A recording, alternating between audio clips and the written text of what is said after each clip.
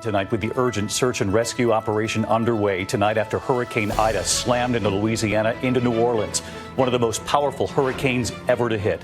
Hurricane Ida making landfall near Port Fourchon, Louisiana, as an extremely dangerous Category 4 storm with winds 150 miles per hour and those reported wind gusts reaching 172 miles per hour. And then remaining a Category 4 storm for an astonishing 6 hours, tearing through southeast Louisiana, ripping parts of the city of Lockport to shreds. In New Orleans, the new levees after Katrina did hold. That was reassuring, but the city's reinforced power grid did not. Tonight, more than 1 million customers across Louisiana are without power, and the utility now warning it could take weeks to restore. No way to charge phones. For many, no way to call for help. Hospitals filled with COVID patients had no choice but to shelter in place. This hospital, the roof torn off, Oxner Health System transferring about 165 patients after some of their buildings suffered damage. Tonight, the images of the Coast Guard, the helicopters taking off as soon as they could to try to assess the damage, out searching for people who stayed in their homes. Reports some trapped in their attics for many hours, some waving to the Coast Guard above. Hurricane Ida slamming Louisiana as a monstrous Category 4 with reported wind gusts topping 170 miles per hour. And tonight, the scope of the destruction becoming easier to see, but harder to bear. Entire communities almost wiped off the map. More than 1 million customers now without power. The outages could last for weeks, and officials fear the death toll will rise. There's somebody in there, I think. The massive search and rescue operation ramping up since the storm hit. This woman pulled out of her flooded car. We traveled to hard-hit LaPlace, just west of New Orleans. Rescuers in boats and helicopters desperately trying to reach those trapped in flooded homes. Where the town had been, now a lake, accessible only by boat and by aircraft. Scenes defying the imagination. The hurricane toppling semi-trucks, submerging cars.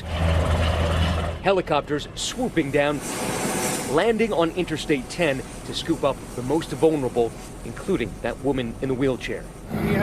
As we arrived, we saw the storm's refugees walking off that exit ramp, carrying what was most dear. Some of them trying to hitch rides from strangers. All of them hoping to get to safety.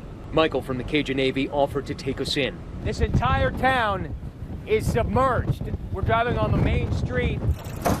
And there we saw a flotilla of small boats on the water, carrying out the stranded and the exhausted. And it was on dry land that we met these two. You guys didn't expect it would be this bad, did We you? didn't expect it to be this bad, and we stayed because we were in a 2-story home, and we thought we would have been safe. The rain just kept coming. It wouldn't stop coming. The rain wouldn't stop. We pushed further into LaPlace, seeing entire neighborhoods submerged. The stranded flagging down anyone with a boat. Look where the line at. That's where the water was at. Jackie and Denise Cooper's mother, Lucille, is disabled, and they asked me to help get her down the stairs. You guys gonna come back? No. Did you think at any point that you might not make it? Yeah? Michael had gone back to get help. He needed more boats. Sure enough, within half an hour, he was back. We then drove to the hard-hit city of Houma. On the way, so much destruction. That pair of helicopters flying low, looking for survivors. Ida tearing across Grand Isle like a buzzsaw. New images tonight showing the barrier island underwater.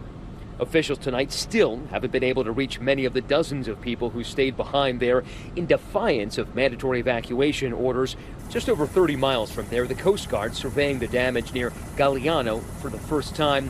Homes shredded, roads flooded. This chopper flying a patient to a hospital.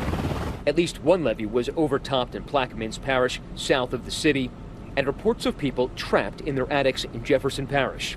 This is an area that, if you want to think of it like swampland, there's alligators out there.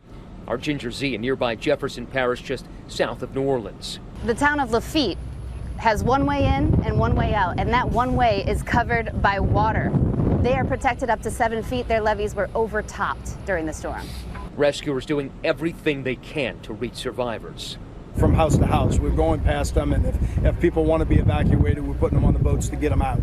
President Biden declaring a major disaster in Louisiana, promising a vast federal response. That's our job. If we work together, we're going to stand with you and the people of the Gulf as long as it takes for you to recover. And tonight, the concern in the hours ahead is the people still stuck in their homes without 911 and without power. Many now turning to social media. Right now, we're checking on everybody that we can. Concerned families messaging Vincent Ocello over Facebook, asking him to check on their missing loved ones. And stranded residents reportedly giving a thumbs up to the Coast Guard waiting to get out. And Matt Gutman, just extraordinary reporting all night long, all day long. He's with us from Houma. And Matt, more than 1 million customers, as we said, without power, and they said possibly for weeks. And I know there are reports many people are still stranded tonight. You're learning new information about the rescue operation underway?